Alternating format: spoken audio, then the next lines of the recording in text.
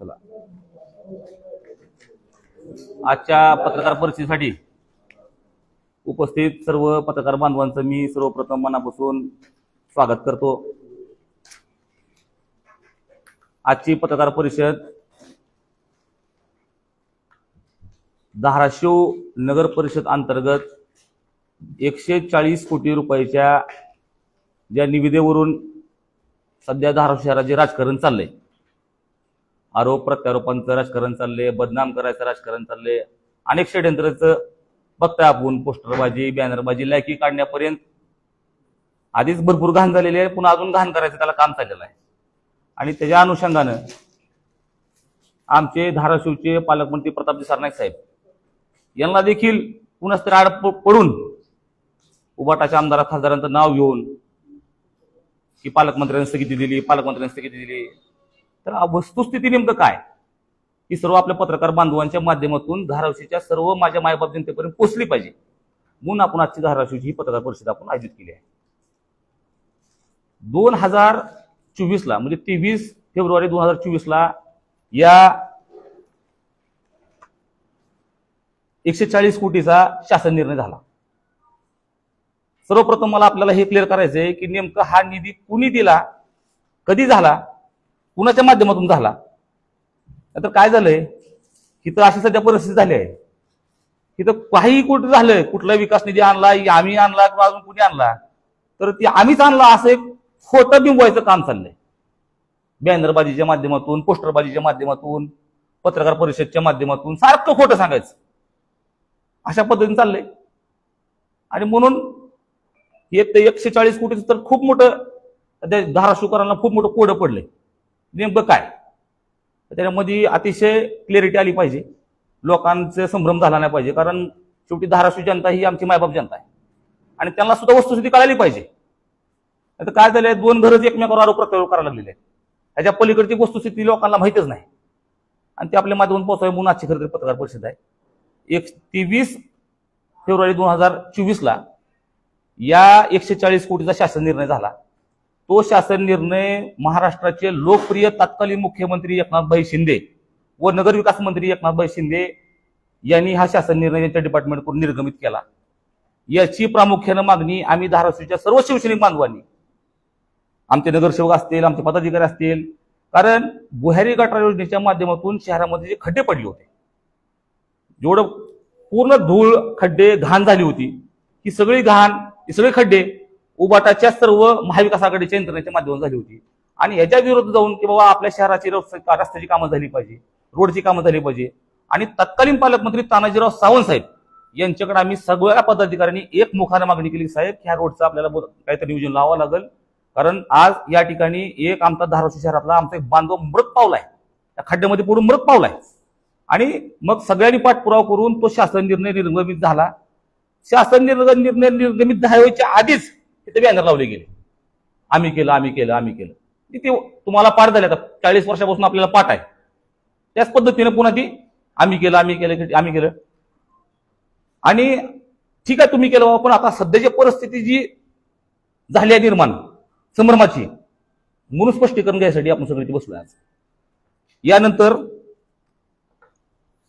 Tender प्रक्रिया करायसाठी त्या शासनामध्ये, त्या शासन निर्णयामध्ये त्यांनी दिलं की 3 महिन्यामध्ये आपण निविदा प्रक्रिया केली पाहिजे। निविदा प्रक्रिया संबंधित मुख्याधिकाऱ्यावर जबाबदारी निश्चित केली। त्यांनी ती निविदा प्रक्रिया न पार केल्यामुळे 3 महिन्याचा कालावधी लुटून गेला। आणि म्हणून पुन्हा ह्याच्यावर आम्ही देखील तक्रारी केल्या की संबंधित शासन निर्णयाचं, आपल्या सरकारनं केलेला शासन निर्णय, लोकांसाठी, लोकांच्या हिताचा केलेला शासन निर्णय, याचं पालन होत नाही, म्हणून आपण याच्यावर कारवाई करावी अशी तक्रारी देखील स्थानिक पदाधिकाऱ्यांनी आम्ही पालकमंत्र्यांकडे केल्या। त्यावेळेसच्या आमचे तानाजीराव सावंत साहेब असतील, आमचे आत्ताचे पालकमंत्री प्रतापजी सरनाईक साहेब असतील, आणि बघा मी स्वतः 14/5/2025 ला ही तक्रार दिलेली आहे। नगर सचिवालय, नगर विकास विभाग आणि प्रतापजी सरनाईक साहेबाला तक्रार दिली। ही तक्रारीमध्ये मी अनेक मुद्दे घातलेत की ही 59 कामं करत असताना ऑलरेडी 59 कामं जी आता मंजूर आहेत, ह्या कामामध्ये त्यातली काही कामं ऑलरेडी झालेली आहेत, तर ती कुठली झालेली आहेत, तर मी तुम्हाला ती वस्तुस्थितीप्रमाणे तुझी लिस्ट तुम्हाला देऊन दाखवू शकतो। हे आम्ही संबंधित पालिकेच्या मुख्याधिकारी, सर्व जे काम करणारे यंत्र, प्रशासकीय यंत्र, त्यांना आम्ही सांगितलं की तुम्ही चुकीचे काम आयडेंटिफाय करताय. 59 रस्ते तुम्ही कुणाच्या दबावाखाली करताय, ह्याच्यामध्ये तुम्ही दबाव तंत्र घेऊ नका, ती वस्तुस्थिती त्याप्रमाणे करा. कारण शासनाच्या विविध योजनांच्या माध्यमातून, जिल्हा नियोजन समितीच्या विविध योजनेच्या माध्यमातून हे रस्ते आपले मंजूर आहेत. आणि असं न करता जर समजा फॉर एक्झाम्पल आता आमच्या प्रभागामध्ये एक रस्ता ज्याला मुख्यमंत्री एकनाथभाई शिंदे साहेबांनी आम्हाला 80 लाख रुपये रोडला दिले, त्या रोडची वर्क ऑर्डर झाली आहे, त्या रोडचं काम झालंय, आणि पुन्हा तोच रस्ता त्यांनी 59 रस्ता डीपी रस्त्यामध्ये घेतलाय. हे आम्ही शासनात निदर्शन आणून दिलं होतं त्यावेळेस, मुख्याधिकाऱ्यांच्या जिल्हाधिकारी साहेबांच्या आणून दिलं, पण त्यांनी दखलेची घेतली नाही. याच्या अनुषंगानं मग दुसरा कुठला तर रोड होईल, ज्या ठिकाणी शहरातले खड्डे पडले, जिथं खरं त्या रस्त्याची गरज आहे त्या ठिकाणी तो रस्ता आपण आयडेंटिफाय करावा, ते घ्यावा. तर तसं न करता असे 2-4 ठिकाणी आहेत. एसटी कॉलनी सांदा रोडच्या ठिकाणी असाच एक प्रकार घडलेला आहे, प्रभाग क्रमांक 15 मध्ये असाच एक प्रकार घडलेला आहे, समतानगर मध्ये असाच एक प्रकार घडलेला आहे. ज्या ठिकाणी जिल्हा नियोजन समिती व शासनाच्या विविध माध्यमातून ऑलरेडी कामं मंजूर आहेत, पालिकेने हे सगळं तपासणी केली नाही.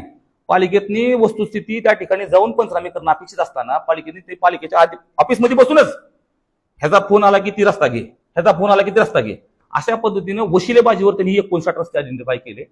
तरी चुकीचं केलं, त्याच्यामुळे आम्ही तक्रारी केल्या. नंतर टेंडर प्रक्रिया झाली, टेंडर प्रक्रियेमध्ये देखील खूप मोठ्या प्रमाणात चुका आढळल्या गेल्या. याची देखील तक्रार आम्ही केली आहे, नगर विकासकडे केली आहे, पालकमंत्र्याकडे केली आहे, नगर सचिवालयाकडे केलेली आहे, जिल्हाधिकाऱ्याकडे केलेली आहे, की ह्या टेंडर प्रक्रिया करत असताना ह्याच्यामध्ये तुम्ही त्या संबंधित कॉन्ट्रॅक्टरची बीड कॅपॅसिटी चुकीची तपासणी केली आहे, बीड व्हॅलिडिटी तुम्ही चुकीची तपासणी केलेली आहे, आणि अनेक कागदपत्रांची पूर्तता त्यांच्या नियमांप्रमाणे जे रूल्स अँड रेग्युलेशन असतात टेंडर ऍक्ट प्रमाणे त्याप्रमाणे केलेलं नाही. तर आपण ती तपासून घ्यावी, आणि ही सदर 100% निविदा चुकीची आहे. त्यामुळे दुसरा मुद्दा असा, पुन्हा ही निविदा 15% अभाव नाही. ही 140 कोटीची निविदा 15% अभाव म्हणल्यानंतर त्याच्याची काय 22-24 कोटी रुपये होणार होते, अधिकचे जे पैसे कुणाला भरावे लागणार होते, हे पैसे धाराशिवकरांच्या आमच्या मायबाप जनतेला भरावे लागणार होते. हे पैसे म्हणजे आपल्या धाराशिवच्या लोकांना कर रूपाने ते भरावे लागणार होते. आणि मग ही सगळी वस्तुस्थिती आम्ही पालकमंत्र्यांना लक्षात आणून दिली, आणि पालकमंत्र्यांनी ही सगळी वस्तुस्थिती सगळ्या वरच्या मुख्यमंत्री, उपमुख्यमंत्री किंवा वरचे सगळे अधिकारी, वरिष्ठ सचिवालयाच्या अधिकाऱ्याला निदर्शन आणून दिली. आणि त्यांनी सांगितलं की ह्यामध्ये चुका झालेल्या आहेत, टेंडर रिकॉल केलं तर हे 22 कोटी अधिकचे जाणार आहेत, बाबोचे ते जाणार नाहीत. धाराशिवकरांचा आणि शासनाचा देखील फायदा होईल, स्पर्धा होईल, कारण ही टेंडर सुद्धा मॅनेज केलेला प्रकार आहे, आणि ह्याच्यामध्ये बराच शासनाचा फायदा होईल, धाराशिवकरांचा लोकांचा फायदा होईल.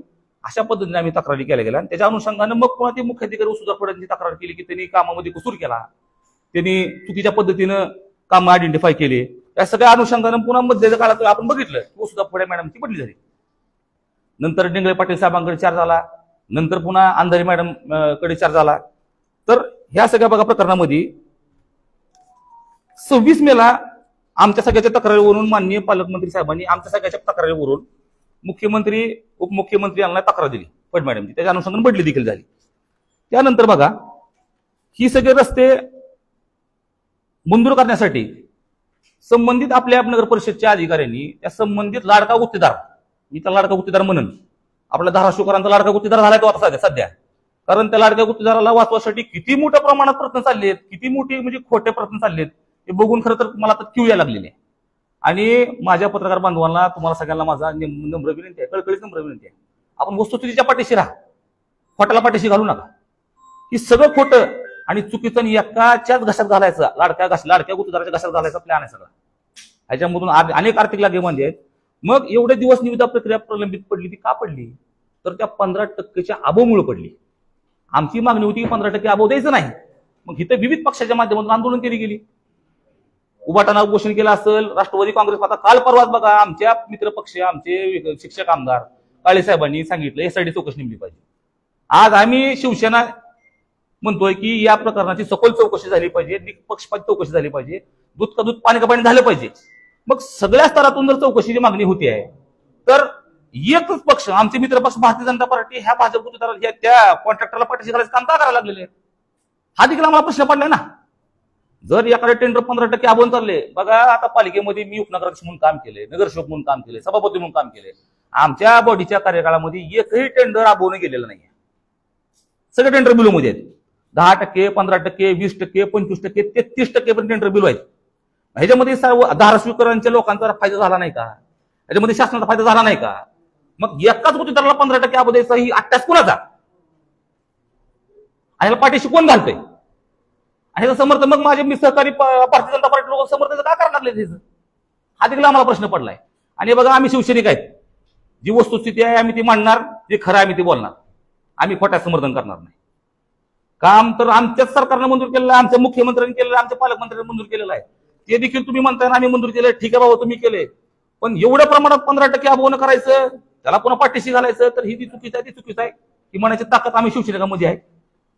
आणि म्हणून ही सगळी प्रक्रिया होत असताना बरं का, नंतर पालकमंत्र्यांच्या तक्रारीच्या अनुषंगानं ज्या नगर सचिवालयामध्ये ज्या सुनावण्या झाल्या, ज्या राज्य प्रकल्प समितीने हिअरिंग घेतली, राज्य प्रकल्प समितीने बघा 11 जूनला राज्य प्रकल्प समितीने एक बैठक घेतली. त्या बैठकमध्ये त्यांनी त्या इतिवृत्तामध्ये त्यांनी ती सगळं पूर्ण दिलंय, मी दिले आपल्या सगळ्याला, आपल्या बांधवांना सगळ्याला दिलंय मी, आपण ती वाचून बघावं, वस्तुस्थिती बघावी की 11 जूनच्या त्या राज्य प्रकल्प समितीने बीड कॅपॅसिटीची त्याची तपासणी चुकली आहे, तो पात्र नाही आहे. बीड व्हॅलिडिटी त्याची चुकली आहे, तो पात्र नाही आहे. आणि अनेक कागदपत्रांच्या त्रुटी आढळल्यात असं कोण म्हणतंय? नगर सचिवालय किंवा ते सचिव म्हणतात, संबंधित डिपार्टमेंटचे नवी दोन सचिव म्हणतात. आणि त्याच्याप्रमाणे पुन्हा ही निविदा फेरनिविदा काढायचे आदेश दिले गेले. आणि पुन्हा मध्येच काहीतरी दबावतंत्र वापरलं गेलं, पुन्हा त्या डिपार्टमेंटनं बैठक लावली, पुन्हा सांगितलं गेलं की आता एकदा एखाद्या इतक्या उच्चस्तरीय अधिकाऱ्यानं सचिवांना जर सांगितलं की ही सगळ्या चुका आहेत, ही प्रोसिडिंगला तुम्ही घेतलंय, इतिवृत्ताला तुम्ही घेतलंय की सगळं चुकलंय, चुकीचं केलंय, बीड कॅपॅसिटी चुकीची आहे, बीड व्हॅलिडिटी चुकीची आहे, कागदपत्रांची पूर्तता नाही, आणि पुन्हा तुम्ही म्हणताय की ही आता तुम्ही तुमच्या लेवलला सगळं तपासून कार्यालयात आदेश द्या. दुसऱ्या मिटिंगला म्हणजे साधारणतः 25 सप्टेंबरच्या 18 सप्टेंबरला मिटिंग झाली, 25 सप्टेंबरला त्याचा इतिवृत्त झाला दुसऱ्या मिटिंगचा बरं का. जी मिटिंग दबावाखाली घेतली गेली, सचिवावर दबावाने घेतली गेली नगर विकासच्या, आणि त्या मिटिंगमध्ये सांगितलं गेलं की तुम्ही जिल्हाधिकारी मुख्याधिकाऱ्यांनी सगळं डॉक्युमेंट तपासा आणि तुम्ही त्याचं वर्क ऑर्डर द्या.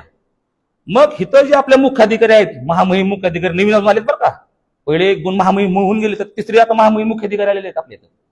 आपल्याला परिस्थिती येईल ह्याची हळूहळू मुख्याधिकाऱ्यांची. तर त्यांनी हे बीड कॅपॅसिटी, मग नगर सचिवांना काय सांगितलं की तुम्ही बीड कॅपॅसिटी तपासा, बीड व्हॅलिडिटी तपासा. तुम्ही तपासली का? मुख्याधिकाऱ्याने बीड कॅपॅसिटी बीड व्हॅलिडिटी तपासली का? मग आता तुम्हाला पत्रकार बांधवांना माझी नम्र विनंती आहे, आपण त्या मुख्याधिकारी मॅडमला प्रश्न विचारा किंवा आमचा निरोप लोकांपर्यंत पोहोचवा, जनतेपर्यंत पोहोचवा आमचा आवाज. मुख्याधिकाऱ्यांनी, नगर परिषद धाराशिवच्या मुख्याधिकाऱ्यांनी या कामाची बीड कॅपॅसिटी बीड व्हॅलिडिटी तपासली का? असं न करता फक्त टेंडरचं जेव्हा आता हातातून काम निघून जाणार आहे म्हणून संबंधित राजकीय पुढारी, लाडका गुत्तेदार आणि मुख्याधिकारी तिघांनी मिळून बसून मुंबईत मिटिंग केली की आता 15%चं काम काय आपल्या हाताला लागणार नाही, आधीच आपलं वर्ष वाया गेले 15%मध्ये, लोक सगळी तक्रारी करायला लागलेली आहेत, आणि आता आपल्याला ही ऍस्परेटनं मंजूर करावं लागेल. असं म्हणून फक्त ऍस्परेटच्या 15%च्या नावाखाली त्यांनी ती बीड कॅपॅसिटी बीड व्हॅलिडिटी सोडून खूप मोठ्या प्रमाणात आर्थिक व्यवहार काढला गेला. मला माहिती अशी आहे की स्पष्ट सांगतो आज 2 कोटी रुपयाचा व्यवहार फक्त प्रशासकीय अधिकाऱ्यांसोबत झालाय रोख स्वरूपात. तेव्हा ही चुकीची वर्क ऑर्डर दिली गेली आहे. आणि बघा चुकीची वर्क ऑर्डर दिल्यावर आम्हाला दिली, मग चुकीच्या गोष्टी चुकीचं म्हणायचं नाही का आम्ही? तुम्ही कसं बी नसले तर आम्ही चांगलं असले म्हणायचं का आम्ही? तुम्ही जी चुकीचं केले, अतिशय चुकीचा घाट तुम्ही घातलाय, जे चुकीचं केलंय, ज्याचा आम्ही आज वर्षाला पाठपुरावा करतोय, ज्याला चुकीचा म्हणून आम्ही पाठपुरावा करतोय. मग पुन्हा सगळे पदाधिकारी मिळून पुन्हा आम्ही सगळ्या वरच्या मुख्यमंत्री साहेबांकडे आम्ही गेलो, फडणवीस साहेबांना आम्ही भेटलो, आम्ही एकनाथ शिंदे साहेबांना भेटलो, आणि त्यांना सगळ्याला विनंती केली की फडणवीस साहेबांकडे जी केली आम्ही विनंती केली की साहेब आपलं पारदर्शक सरकार आहे, आपण पारदर्शक सरकारच्या पद्धतीने काम करतो, किंवा आपल्याला ती एक नाव आपल्याला आहे आपल्या सरकारला की फडणवीस सरकार म्हणजे पारदर्शक सरकार. आणि मग हे सगळं त्यांनी वाचून बघितलं आणि अशा पद्धतीने आपण जर काम केले तर आपलं सरकार बदनाम होईल, आणि म्हणून ह्या कामाला आपण साहेब स्थगिती द्यावी, वस्तुस्थिती आपण तपासा.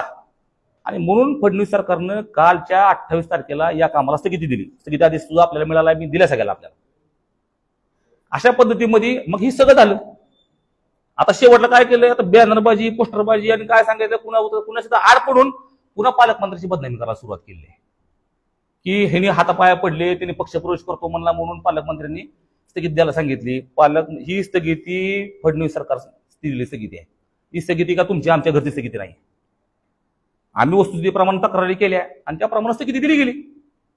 आता ह्याच्यानंतर ह्याच्यात पुढची मागणी आता अशी आहे ह्याच्यामध्ये जो काय गैरव्यवहार आर्थिक व्यवहार जेवढ्या मोठ्या प्रमाणात झालेला आहे याची राज्य शासनाकडे आम्ही उद्या सोमवारी जाऊन सगळे पदाधिकारी जाऊन मागणी करणार आहेत. याच्यावर उच्चस्तरीय अधिकाऱ्यांची नेमणूक झाली पाहिजे. या सगळ्या प्रकाराची सखोल चौकशी झाली पाहिजे. आर्थिक लागेबांधे यांचे सीडीआर तपासले पाहिजे. म्हणजे बघा ह्या सप्टेंबर आणि ऑक्टोबर 28 ऑक्टोबर कालच्या स्थगितीपर्यंत ते कुणाकुणाचे कॉल कुणाकुणाला गेलेत आम्ही लिखित तक्रार देणार आहे. कॉन्ट्रॅक्टरचे अधिकाऱ्यांचे सीडीआर सुद्धा यांची तपासली पाहिजे. आणि मुंबईत कुठे भेटली आहेत कुठे व्यवहार झाला आहे याची सुद्धा आमच्याकडे माहिती पुरवायला आहेत. आणि उर्वरित काय पुरावे यायला लागले ते देखील मी आपल्याला समोर आणणार आहे. याच्यामध्ये खूप मोठं चुकीचे घडले. म्हणून पत्रकार बांधवांना विनंती करतो की आपण सुद्धा देखील एक धाराशिवचे नागरिक म्हणून शेवटी आपण सुद्धा धाराशिवचे नागरिक आहात आपण सगळे. आणि आपल्या हक्काचे एवढे मोठे पैसे जर जाणार असतील कुणाच तर घशात जाणार असतील तर हे सगळं चुकीचं आहे. म्हणून आजची पत्रकार परिषद घेतली. पुढची भूमिका आमचीच असणार आहे की आम्ही यासाठी चौकशीची मागणी केली आहे आम्ही सुद्धा. आणि या प्रकारचा दूध का दूध पाणी का पाणी झालं पाहिजे ही आमची भूमिका आहे. बघा कालचं आंदोलन तुम्ही बघितलंय की मला माझ्या माहितीप्रमाणे तर सगळे भारतीय जनता पार्टीचे पदाधिकारी तिथं आंदोलन दिसले मला. आता काय खोटं का बोलायची गरज नाहीये. सगळे आमचे युवराज नळ्यांचे आमच्या वहिनी साहेब होत्या किंवा आमच्या पवारताई होत्या किंवा आमच्या बऱ्याच आपल्या नगरसेवकांच्या तिथं आम्हाला मंडळी दिसल्या. आणि काही ती मेसेज पण फिरते बघा काहीतरी फिरायला लागलाय की ती इच्छुक उमेदवारांनी तिथं आलं पाहिजे असं काय तर तुमच्या माध्यमातून कळतं आम्हाला कळायला लागलेलं आहे. पण मी जे बघितलं तर ते मला तिथं सगळे भाजपच्या पदाधिकारी दिसल्या. आणि आता असं वाटलं काल एकंदरीत की ती आता भाजपचीच पदाधिकारी भाजपचेच कार्यकर्ते ते फडणवीस सरकारच्या विरोधात आंदोलन करायला लागलेले आहेत का असं वाटलं बरं काल. भाजपचेच पदाधिकारी भाजपचेच कार्यकर्ते फडणवीस सरकारच्या विरोधात आंदोलन करायला लागलेले आहेत का हा देखील माझा भाजपच्या कार्यकर्त्यांना किंवा भाजपच्या माझ्या सगळ्या मित्र पक्षांना त्यांना त्यांनी उत्तर द्यावं. माझे भारतीय जनता पार्टी जिल्हाध्यक्षावर बोललेत तर त्यांनी सुद्धा उत्तर द्यावं. भारतीय जनता पार्टीच्या आमदार साहेबांनी उत्तर द्यावं की काल भारतीय जनता पार्टीच्या जे का पदाधिकारी महिला पदाधिकारी तिथे येऊन आंदोलन केले की तुम्ही फडणवीस सरकारच्या विरोधात आंदोलन केले का. 2 कोटी गुत्तेदारांना नगरपालिकेच्या अधिकाऱ्यांना दिले. आता थोडस मला अजून स्पष्ट त्यामध्ये आहे 100% तशीच परिस्थिती आहे. मला जी माहिती मिळायला लागलेली आहे माझ्याकडे काय डाटा आज आलेला आहे मी म्हणून सीडीआर तपासण्याची आम्ही मागणी केलेली आहे. आणि काही फुटेज पण आम्हाला मिळणार आहेत मुंबईतले अशी काय माहिती आम्हाला कळते कुठं बैठक झाल्या सगळे नक्की करणार आहे. कारण 100% बघा तुम्ही बीड कॅपॅसिटी तपासली नाही बीड व्हॅलिडी तुम्ही तपासली नाही तुम्हाला नगर सचिवांना सांगितलंय आणि एवढा मोठा आर्थिक व्यवहार करून तुम्ही करताय ना तर धाडस फार मोठं त्यांचं दिसायला लागलेलं आहे.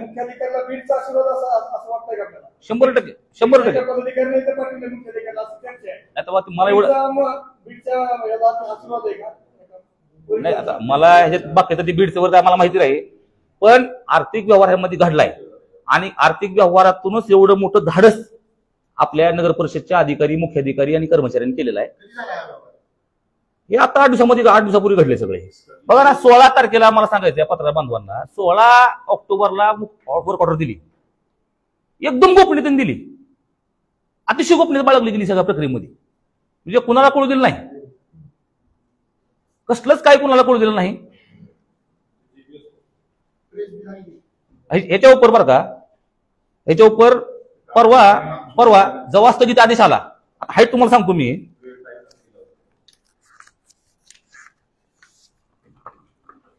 बरं का हाय तुम्हाला सांगतो मी 28 तारखेला जेव्हा स्थगिती आदेश आला शासनाकडून फडणवीस सरकारकडून जेव्हा स्थगिती आदेश आला त्या आदेशानंतर लगेच लागेबांध किती बघा अधिकाऱ्याचे कॉन्ट्रॅक्टर लोकांची काल लागेबांध कितीच बघा की तिकडून आदेशाला प्राप्त झालाय आणि प्राप्त झाल्यावर सुद्धा तिथं कर्मचारी पाठवून तिथं लगेच ते जीसीबी बोलवून त्या कॉन्ट्रॅक्टरच्या घरापाशी फोटो काढलाय पुढे 2 ठिकाणी फोटो काढलाय अशी वस्तू तिथे भासवली खोटी की काम चालू केले म्हणजे उद्या ह्याला कोर्टात सुद्धा जायला यावं या कामाला आम्ही काम चालू केले व प्रत्यक्षात काम चालू केले काम पुढे चालू केलेलं नाही काही नाही. आपण पत्रकार बांधव सुद्धा आहात ही सुद्धा परिस्थिती आपण लोकांच्या निदर्शनास दिली पाहिजे. आता बघा ह्याच्यामध्ये फोटो आहेत काढलेले खोट आहे सगळे ही सगळे जीपीएस मध्ये फोटो काढले त्यांनी जीपीएस मध्ये का आता मला सांगा डेट टाइम बदलता येते आपल्याला आपलं सुप्रमाण टाइम टाकता येते. आता मी कालच्या तारखेचा फोटो तुम्हाला देऊ शकतो जीपीएसचा त्याला लय विषय नाही ना. हे असे सगळे खोटे फोटो काढले गेले नगर परिषद कर्मचारी ही सगळ्या नगर परिषदेचे कर्मचारी मुख्याधिकाऱ्यांनी मिळून या गुत्तेदाराला पाठीशी घालायचं काम चालू आहे. आता मग एवढं धाडस बघा ना तुम्ही आदेश प्राप्त झाल्यानंतर तुम्ही जाऊन फोटो काढताय गुत्तेदाराला पाठीशी घालायसाठी कारण उद्या गुत्तेदारांना कोर्टात जाऊन पुन्हा काम चालू करण्यासाठी प्रयत्न करावे. एवढी मोठी विषय असा आहे की हो बघा आम्ही नाही ना केलं ना किती दिली ना सगळ्यांनी मिळून आम्ही मुख्यमंत्री साहेबाला भेटलो हा बघा एक उत्तर येते उत्तर येतो मी मोदी साहेबाचं की मुख्यमंत्री साहेबाला आम्ही भेटलो शेवटी ते राज्याचे प्रमुख आहेत आमच्या महाविकास आघाडीचे ते प्रमुख मुख्यमंत्री आहेत त्यांनाही भेटलो आम्ही आणि आम्ही आमच्या मुख्यमंत्र्याला भेटलो एकनाथ शिंदे साहेबाला त्यांना सगळी वस्तू सांगितली की कसं खोटं केलंय सगळं हे कसं चुकीचं केलंय सगळं आणि मगच तुम्ही स्टे दिला ना हा खोटं सांगितलं गेलं सगळं वरी सगळं चुकीचं सांगितलं चाललंय वरी सांगितलं चाललंय की खाली आम्हाला कसा पद्धतीने त्रास द्यायला लागले चुकीचं असं वेगळं भासवलं चाललंय आम्हाला उबाट अशा पद्धतीने त्रास द्यायला लागलेला आहे आम्हाला मित्र पक्ष अशा पद्धतीने त्रास द्यायला लागले त्रास तर ही द्यायला लागले आम्हाला सगळ्याला भारतीय जनता पार्टीचे प्रमुख इथले करतात सगळे प्रमुखच सगळे आता घ्या की प्रमुख कोण आहेत अहो प्रमुख एक कुठं आहे त्यामध्ये एक असलं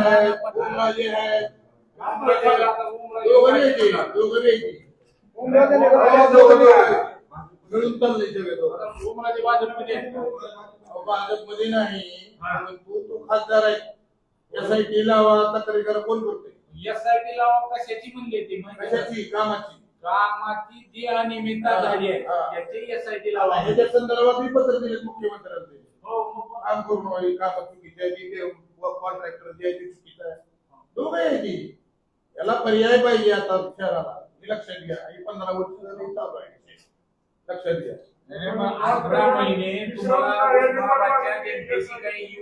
अहो साहेब आम्हाला जनतेची आम्हाला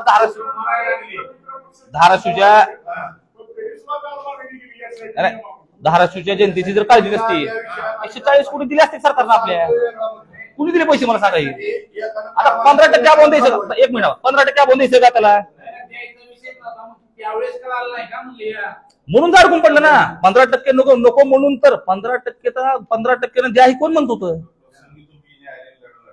लढणार ना बघा ह्याच्यामध्ये उद्या जर अजून काही चुकीचं घडलं तर ही लढाई आम्ही उच्च न्यायालयात लढणार सुप्रीम कोर्टात लढणार ह्याला चुकीच्या गोष्टीला आम्ही थारा देणार नाही आम्ही ह्याचं समर्थन करत नाही आम्ही ह्याच्या पूर्णतः विरोधात शिवसेना आमची पूर्ण त्याच्या विरोधात आहे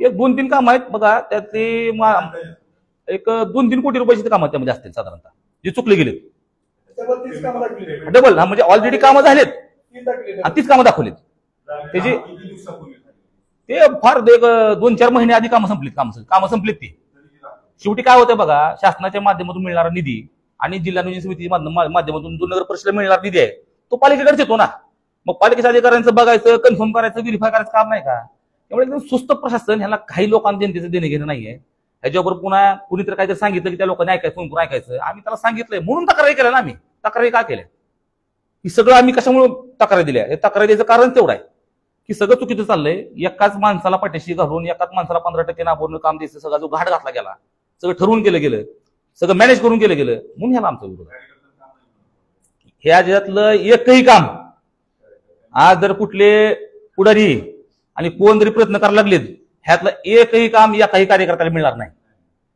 त्यामुळे माझं त्या कार्यकर्त्याला असं सांगणं आहे की लय बाबून अंगावर कोणाला घेऊ नका तुम्हाला कोणाला काही मिळणार नाही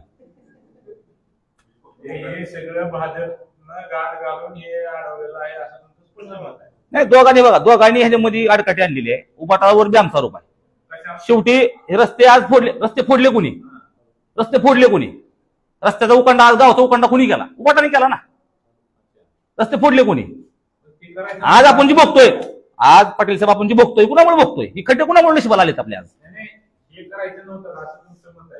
100% ह्या भुयारी गोठा योजनेची गरज नव्हती धाराशिव शहराला आपल्याला या 250 कोटी बदलीच्या बदल्यामध्ये जर दुसरी कुठलीही मोठी एखादी प्रकल्प योजना आणली असती ज्याची शहराला गरज आहे अशा बऱ्याच योजना होत्या ना त्या आपल्याला करता आल्या असत्या हो तुम्हाला सांगतो मी उपाध्यक्ष असताना माझं नगराध्यक्षाचं खासदार आमदाराचं कधी जमलं नाही कारण त्यांच्या सगळ्या चुकीच्या भूमिकेच्या विरोधात माझी कायम टोकाची विरोधाची भूमिका राहिलेली आहे सत्य असून सुद्धा मी विरोध असल्यासारखी परिस्थिती होती की तुम्ही सगळे जाणता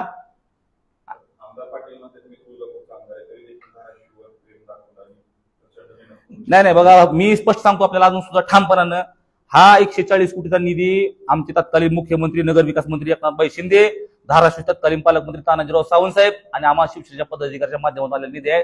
त्यामुळे ह्यांनी भारतीय जनता पार्टीच्या बाकीच्या कोणी श्रेय घ्यायचं काय कारण नाही. भाजपचे पदाधिकारी जिल्ह्याचे पदाधिकारी स्पष्ट आरोप करतात की पालकमंत्री प्रताप दिसांना यांनी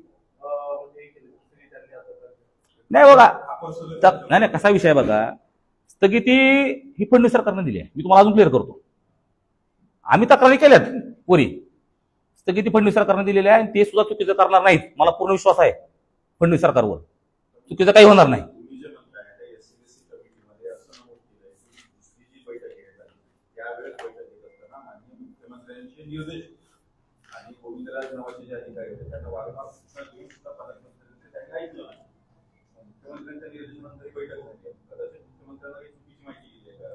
शंभर टक्के ज्या वेळेला पहिली बैठक झाली बघा, तुम्हाला मी सांगितल्याप्रमाणे पहिली बैठक झाली 11 जूनला, दुसरी बैठक झाली 18 सप्टेंबरला, पण त्याचा इतिवृत्त आला 25 सप्टेंबरला आमच्याकडे. तर पहिल्या बैठकीत त्यांनी काय सांगितलं, एखादा सचिव लेवलचा एवढा उच्चस्तरीय अधिकारी एकदा सांगतो की याची बीड कॅपॅसिटी चुकली आहे, याचं बीड व्हॅलिडिटी चुकली आहे, कागदपत्रांची पूर्तता अपूर्ण आहे, म्हणून टेंडर रिकॉल करा. आता सचिवानं तर सांगितलं की टेंडर रिकॉल करा, पुन्हा त्याला चुकीचं मिसगाईड करून मुख्यमंत्र्यांची दिशाभूल करून पुन्हा दबाव आणून ते टेंडर वर करावं. त्याच्यामध्ये स्वतःने दुसऱ्यांना म्हणले बरं का, माझ्याकडे डॉक्युमेंट आहे, त्यांनी काय म्हणले बघा, दुसरं इतिवृत्त तारखेचा 11 जून दुसरा इथं त्यांनी काय त्यामध्ये म्हणलंय, त्यामध्ये त्यांनी म्हणलंय की पुन्हा आपण बीड व्हॅलिडिटी तपासा, बीड कॅपॅसिटी तपासा, कागदपत्र तपासणी पूर्ण करा. ही सगळी जबाबदारी त्यांनी मुख्यमंत्र्यावर निर्देशित केली, मुख्याधिकाऱ्यावर निर्देशित केली. मुख्याधिकाऱ्यांनी सगळं तपासायचंय. मग मुख्याधिकाऱ्यांनी bid validity, bid capacity, document तपासले का, डायरेक्ट पैसे घेऊन वर्कआउट देऊन टाकले, असा माझा आरोप आहे. आता मुख्याधिकाऱ्यांनी जी काय ह्याच्यामध्ये गोड बंगाल केलंय की कुणाकुणाचं ऐकून पैसे घेऊन, आम्ही सगळं शिष्टमंडळ शिवसेना पक्षाचं सोमवारी मुंबईला जाऊन या मुख्याधिकाऱ्यांची देखील आम्ही लिखित तक्रार करणार आहेत. यावर यासाठी स्थापन करा आणि हे दूध का दूध पाणी का पाणी झालं पाहिजे. पालकमंत्री साहेबांचं जे दुसरं पत्र होतं त्याच्या पहिल्या पत्रामध्ये असं म्हणणं होतं की त्यांचं तत्कालीन मुख्याधिकारी मुस्तफा निलंबन करा आणि त्याच्यानंतर त्यांची बदली करण्यात आली, परंतु त्यांच्या मागणीप्रमाणे निलंबनाची कारवाई झाली नाही. त्याच्यासाठी काही राजकीय नेत्यांनी दबाव टाकला, बदली झाली त्यांची, पण त्यांची बदली झाली, निलंबन झालं नाही पण त्यांची बदली झाली, पण त्यांची त्या प्रकारामध्ये बदली केली. निलंबनाची मागणी होती पण त्यांची पुन्हा त्या प्रकारामध्ये बदली केली गेली आणि नवीन मुख्याधिकारी आहेत. निलंबन आपल्यातल्याच काही नेत्यांनी थोडस असं कळतंय, आम्हाला माहिती कळते. शेवटी बघा ते शेवटी महाविकास आघाडीचा माहितीचा विषय हा, नगरविकास खातं किंवा ही फडणवीस सरकार किंवा आमचं शिंदे साहेब हे सगळं मिळून करायचा विषय. वरच्या लेवलला कुठल्याही प्रकारचे नाहीत, खालून चुकीचं मिसगाईड दिलं चाललंय, खालून चुकीचं सांगितलं चाललंय. सरकारमध्ये आहो साहेब, एक वेगळं खातं थोडीच आहे, वेगळं नाही करू शकत तुम्ही.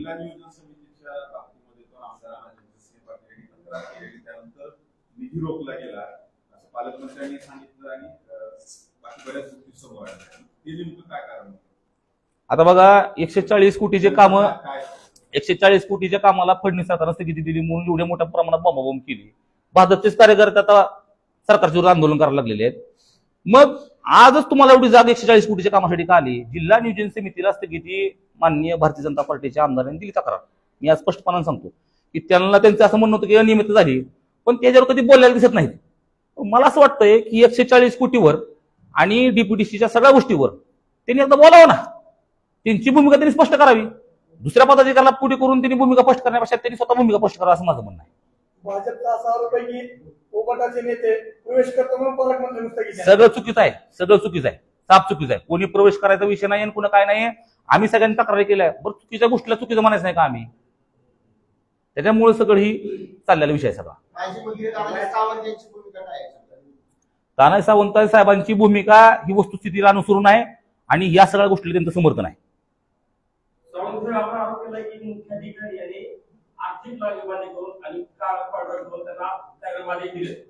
बरोबर आहे.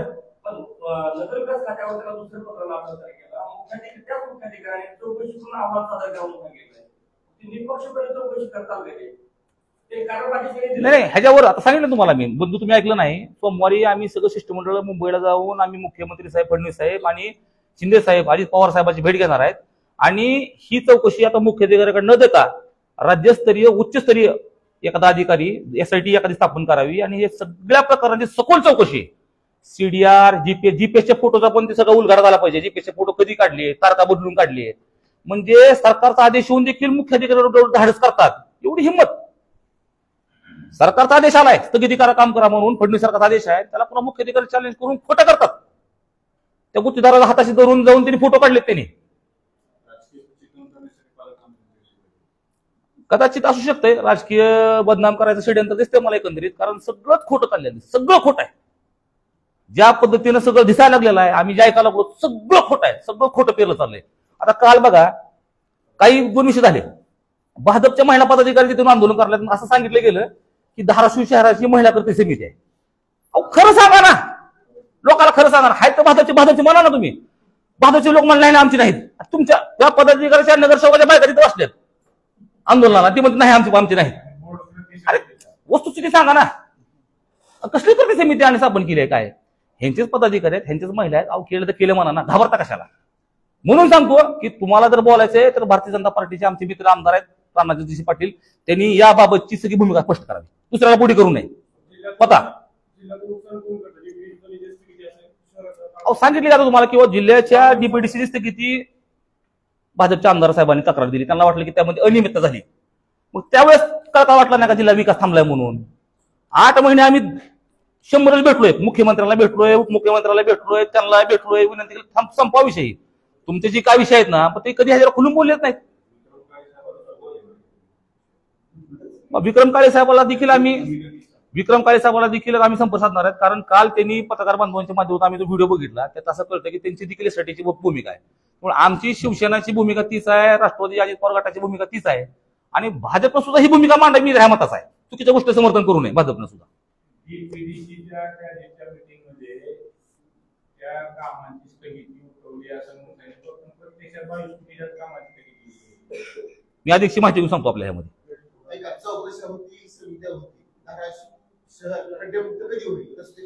लवकरात लवकर ही चौकशी समितीचा अहवाल पूर्ण झाला पाहिजे. आम्ही थांबणार नाही आता, लवकरात लवकर, कारण ऑलरेडी या लाडक्या गुत्तेदाराच्या नादाला ह्या लोकांनी लागून 18 महिने घालवलेत.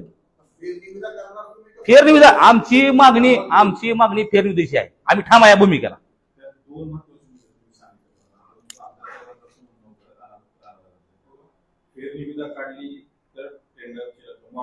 नाही चुकीचं सांगितलं त्यांनी.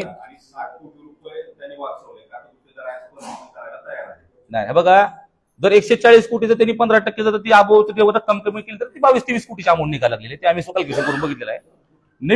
नवीन विषय असा आहे की आता नवीन तुमच्या जीएसटीच्या अध्यादेशाप्रमाणे, जो आता देशामध्ये नवीन जीएसटीचा अध्यादेश लागू झालेला आहे त्याच्याप्रमाणे आता तर ती अजून 10% जीएसटी कमी होणार आहे. उलट ते 15%ची कमीची रक्कम म्हणजे ते 22 कोटी रुपये, 140 कोटीचे 10% म्हणलं तर ते 14 कोटी रुपये. म्हणजे असे धाराशिवकरांचे सरकारचे खूप पैसे वाचणार आहेत. फेरनिविदा करणं हेच योग्य होईल. खोट्या गोष्टीचा 8 तास मित्रपक्षानं करू नये आणि त्यांनी योग्य गोष्टी समर्थन करावं. आम्ही लवकरात लवकर आम्ही न थांबता आमचा दिवस रात्र एक करू, पण मायबाप जनते धाराशिव जनतेला आम्ही लवकरात लवकर रस्त्याचा प्रामाणिक प्रयत्न करू.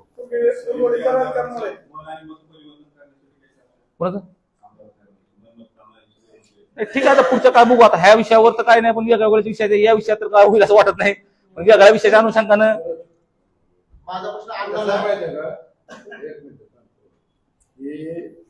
हे काम मंजूर झालं 19 महिन्यापासून प्रलंबित होतं. मंजूर होताना त्याची बीड कॅपॅसिटी, त्याची बीड व्हॅलिडिटी तपासायला पाहिजे. या निमित्ता झाली ती आमच्या पालकमंत्र्यांनी फक्त निदर्शनात आणून दिली.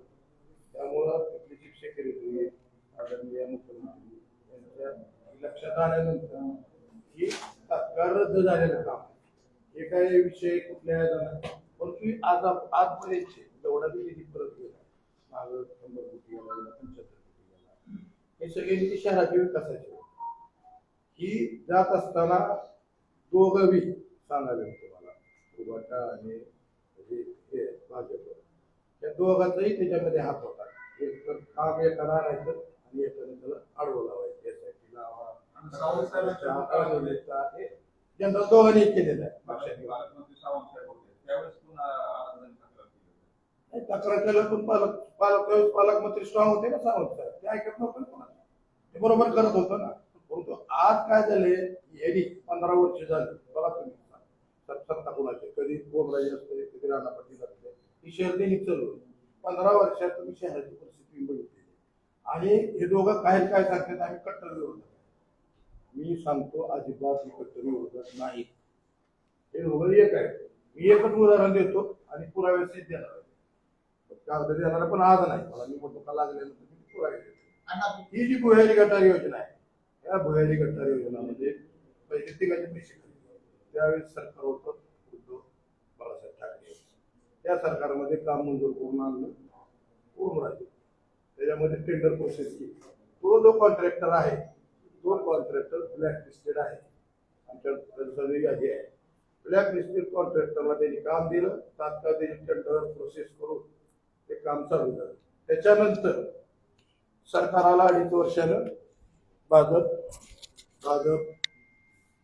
सेना मिक्स सरकार आलं, म्हणजे सगळे आमचे म्हणजे गट कुठला जिंदे साहेब आमच्या शिवसेना वेगळी झाली आणि मग सरकार आलं आमचं सरकार आल्यानंतर हे लक्षात आलं राणादादाच्या. आता हे ओपन सांगतो मी सगळं, काय जे होईल ते होईल, पण परिस्थिती कळली पाहिजे जनतेला आणि पत्रकारांना.